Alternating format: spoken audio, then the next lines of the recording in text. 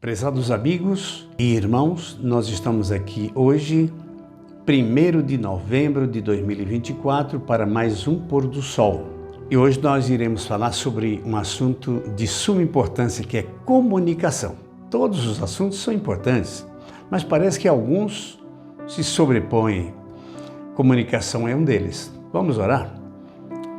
Santo Deus eterno, nós precisamos do Senhor sobre tudo para falarmos sobre comunicação.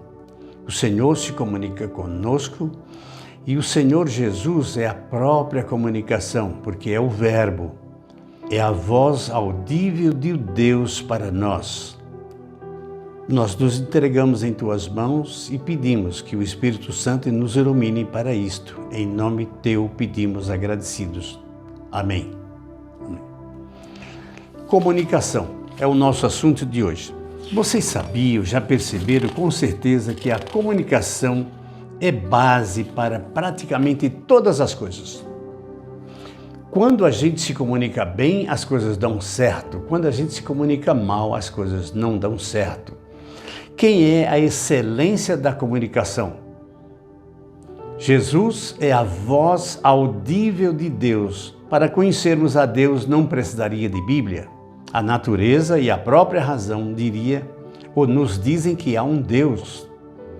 Mas para conhecer a Jesus Cristo, um personagem difícil de compreender, impossível, porque é loucura, um Deus descer do céu, vir para a terra, se comunicar conosco, se tornando homens pecadores como nós somos. E Jesus fez isso em nosso lugar. Então, a comunicação é Jesus. E o apóstolo João diz que ele é o Verbo. Verbo é palavra, palavra é comunicação. Vamos então ler no livro de Hebreus, capítulo 1, verso 1, que diz assim: havendo Deus outrora falado muitas vezes e de muitas maneiras aos pais pelos profetas, Deus falava pelos profetas e de muitas maneiras. Mas o que acontece no verso 2? Nesses últimos dias nos falou pelo Filho, a quem constituiu herdeiro de todas as coisas, pelo qual também fez o universo. Todo o universo foi feito através de Jesus. Ele é um participante. Então nós temos Jesus como o autor da criação.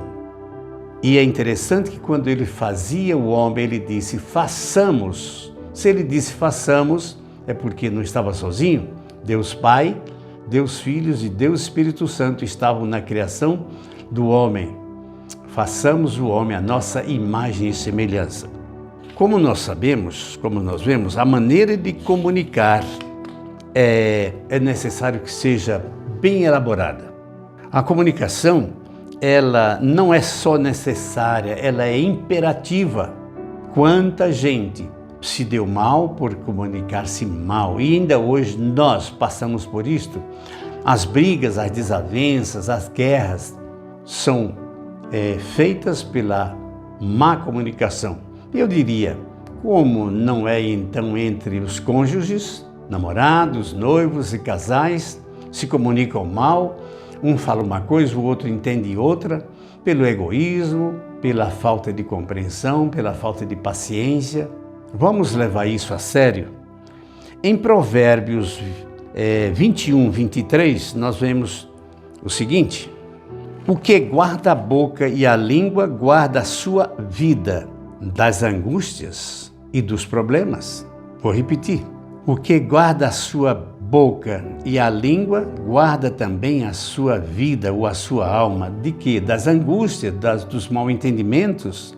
Então esse verso é preciso que a gente leve a sério. Vamos guardar a nossa boca, guardar a nossa língua, pensar antes de falar e acostumar a dizer palavras primeiro de agradecimento, de amor, de compreensão, de moderação.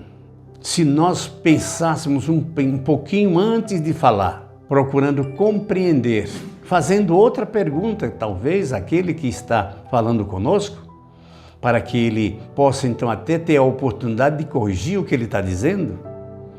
E o erro no ser humano é muito comum.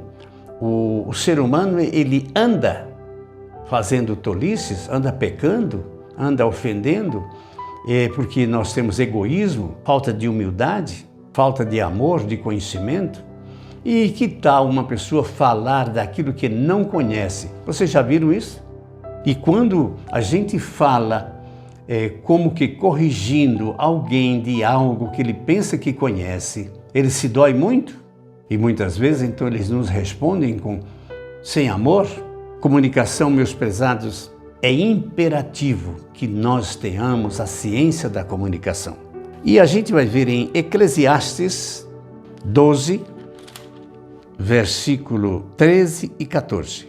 De tudo que se tem ouvido, a suma é: teme a Deus, guarda os seus mandamentos, porque isto é o dever de todo homem. Aqui tem algo que acredito até que muitos de nós esquecemos.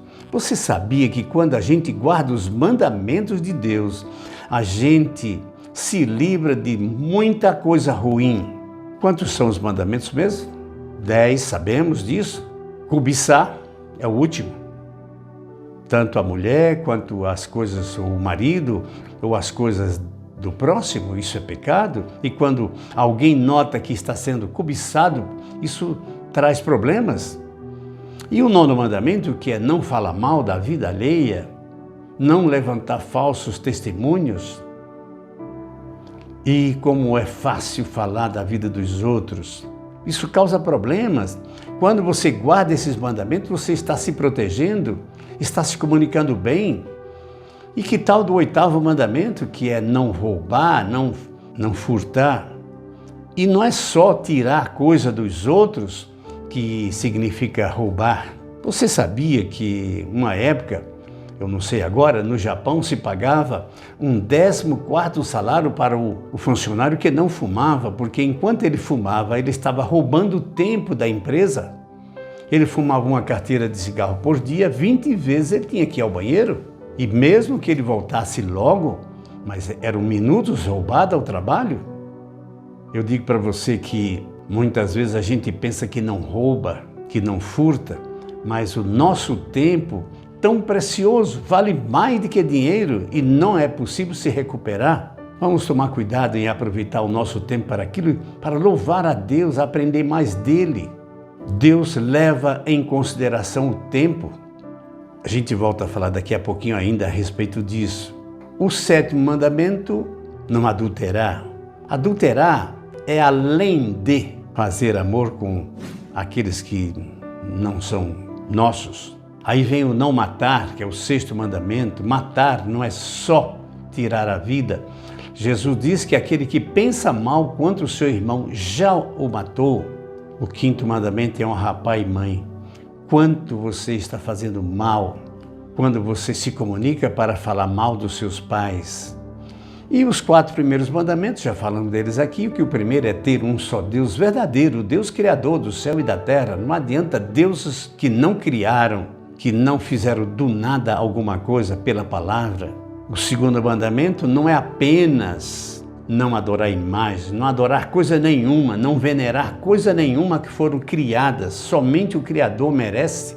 3º, não tomar o nome de Deus em vão. A comunicação não é para omitir as coisas divinas, mas reconhecê-las. E quando você nega um mandamento, você está negando o próprio Deus, que é a palavra dele, o mandamento. E o 4º, vocês sabem, que é quando você toma o tempo que Deus pediu que dedicasse a Ele, para a gente dedicar aquilo que não é próprio dele. E que tal mudar? Que pecado é mudar o dia de guarda que Deus deu? Deus pediu que guardássemos o 7º dia. E por que se guarda o primeiro? Como se seja uma afronta àquilo que Ele criou, àquilo que Ele mandou? É sério isto? Vamos pensar nisso. Analisemos então tudo isso para que a nossa comunicação, não só para o nosso semelhante, mas para Deus também. Como você se comunica com esse Deus maravilhoso que te criou, mantém, salvou e quer dar a vida eterna? Não merece uma comunicação perfeita com esse Deus? Comunicação não é apenas falar, mas agir, pensar, tomar decisões em cima daquilo que comunica. Quando alguém desobedece a alguém, faltou comunicação, não olhou. Agora, é lógico, obediência tem seu lugar também. Obedecer àquilo que não ofere a Deus. Não adianta queremos ser bons para os nossos semelhantes se nós estamos ofendendo a Deus. Deus em primeiro lugar, Deus sobre todas as coisas. E o resto é preciso que se faça sem nunca ofender ao princípio de todas as coisas. Guarda a tua boca e a tua língua para não teres angústias.